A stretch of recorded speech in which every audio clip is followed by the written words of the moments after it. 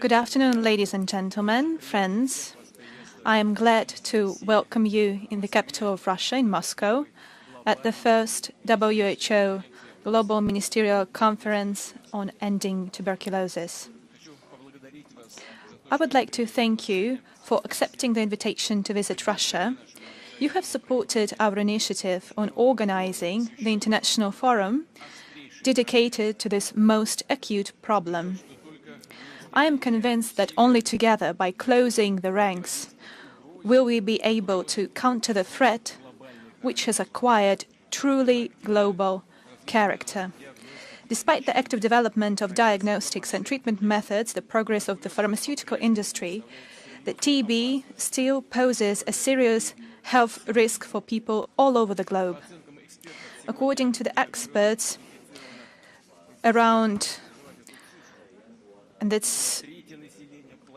I'm aggrieved to announce this figure, around 1/3 of the world's population is now infected with tuberculosis, and this disease takes more lives than any other disease.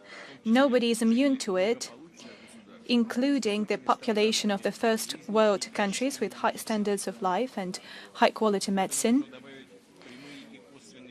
This is further aggravated by direct and indirect social and economic losses due to the spread of TB.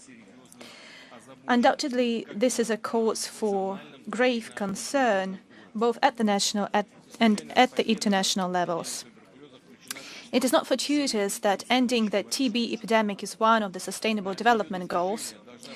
In order to achieve it, the world science should be oriented towards it, as well as the efforts of various states should be consolidated. The target is to reduce TB deaths by 95% by 2035, and the new cases would be cut by 90%.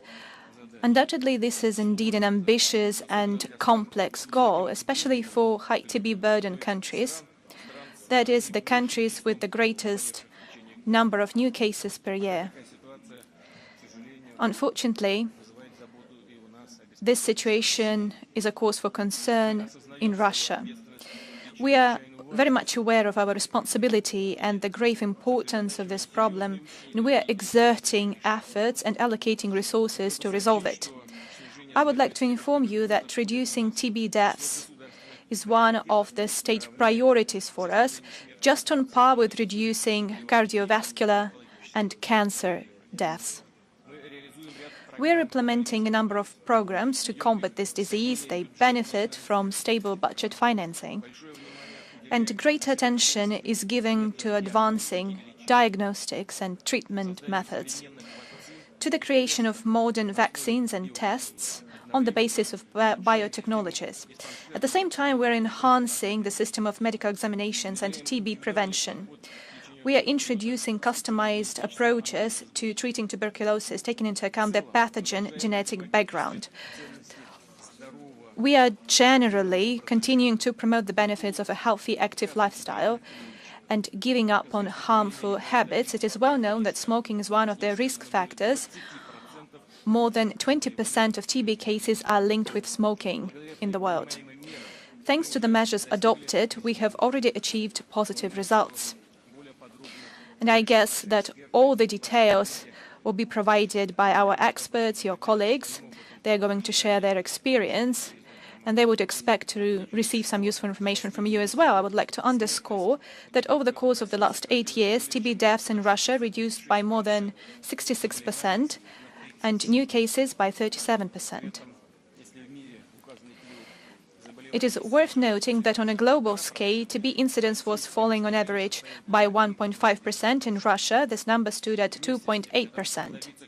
At the same time, in order to reach a truly watershed moment in combating this disease, we need new approaches, both at the national and at the international levels, the joint work of governmental structures, public and professional organizations.